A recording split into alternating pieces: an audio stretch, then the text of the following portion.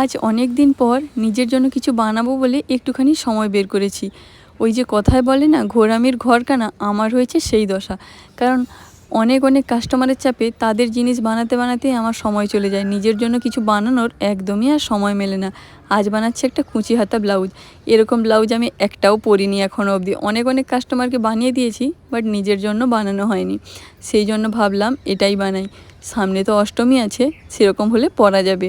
তো এটা ব্লাউজের নিচের হাতার কাছে যে পটিটা থাকে না, ওটাই রেডি করলাম। এই দেখো, এটা একটা চিকনকারি পিস বললেও চলে। ওই যে হাকুবা পিস হয় না, ওরকম স্টাইলেরও। ব্লাউজের সাথে ম্যাচিং করে একটা রেড কালারের চিকনকারি পাড়ও নিয়েছিলাম এটার হাতার কাছে লাগাবো বলে। তো কেমন হয়েছে চলো তোমাদের ব্লাউজের ফাইনাল লুকটা আমি দেখিয়ে দিচ্ছি।